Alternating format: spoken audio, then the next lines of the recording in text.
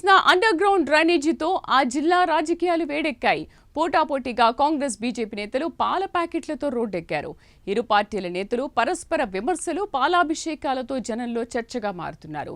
Under ground drainage తీసుకొచ్చిన ఘనత తమదే అంటూ ఎవరికి వారే స్కోరింగ్ చేసుకునే పనిలో నిమగ్నమయ్యారు.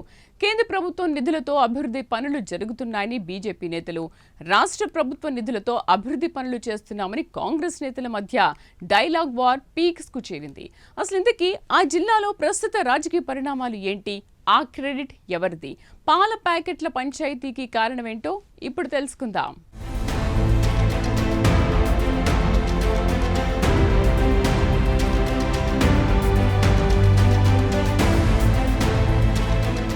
వరంగల్లో కాంగ్రెస్ బీజేపీ మధ్య పాల ప్యాకెట్ల పంచాయతీ నడుస్తోంది. పాలాభిషేకాలతో పొలిటికల్ హీట్ పెంచుతున్నారు. వరంగల్కు మంజూరైన అండర్ గ్రౌండ్ డ్రైనేజ్ నిర్మాణ పనులిప్పుడు క్రెడిట్ వరకు దారితీశాయి. పాల ప్యాకెట్లతో రోడ్డెక్కిన ఇరు పార్టీల నేతలు పరస్పర విమర్శలు, పాలాభిషేకాలతో జనంలో చర్చగా మారుతున్నారు.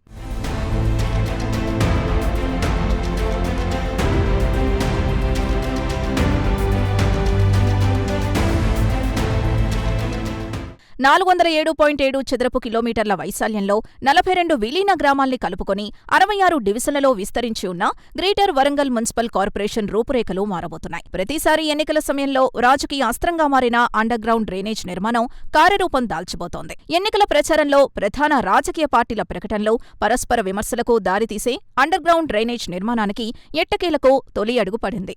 పరిపాలనపరమైన అనుమతి లభించింది. నిధులు మంజూరయ్యాయి. 5,257 కోట్ల రూపాయలతో అండర్ గ్రౌండ్ డ్రైనేజ్ నిర్మాణం చేయడానికి పరిపాలనాపరమైన అనుమతులు లభించాయి. రేపో మాపో పనులు కూడా ప్రారంభం కాబోతున్నాయి. ఈ నేపథ్యంలో అండర్ గ్రౌండ్ డ్రైనేజ్ ఘనత మాదంటే మాదంటూ అటు కాంగ్రెస్, ఇటు బీజేపీ నేతలు పోటాపోటీగా సంబరాలతో పొలిటికల్ హైప్ క్రియేట్ చేస్తున్నారు.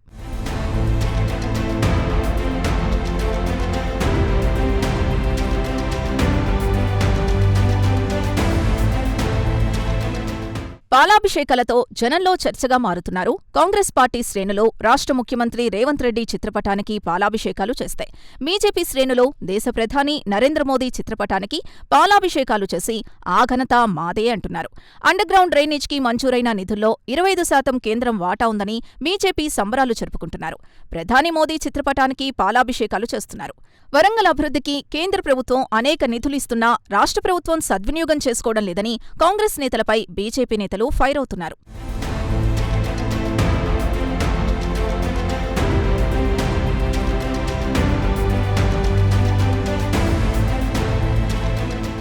ఈ పాలాభిషేకాలపై అధికార కాంగ్రెస్ పార్టీ ఎమ్మెల్యేలు తీవ్రస్థాయిలో విమర్శలు చేస్తున్నారు.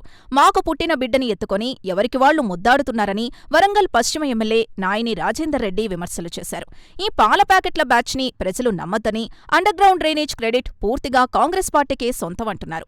2 ఏళ్ల కాంగ్రెస్ పాలనలో coach factory, airport, under ground drainage తీసుకొచ్చిన ఘనత మాది. పాల ప్యాకెట్ల బ్యాచ్ రాజకీయ లబ్ధి కోసం బయలుదేరిందని కాంగ్రెస్ ఎమ్మెల్యేలు మండిపడుతున్నారు. 10 ఏళ్ల బీఆర్ఎస్ బీజేపీ పాలనలో ఏమీ చేయలేని నేతలు ఎన్నికలు వస్తున్నాయని వస్తున్నారు. వరంగల్ ప్రజలు జాగ్రత్తగా ఉండాలంటున్నారు కాంగ్రెస్ నేతలు.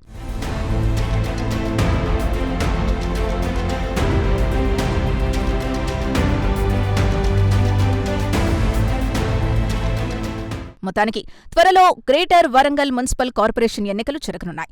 ఈ నేపథ్యంలో ప్రధాన రాజకీయ పార్టీల మధ్య ఈ విధంగా క్రెడిట్ వార్ జరుగుతోంది.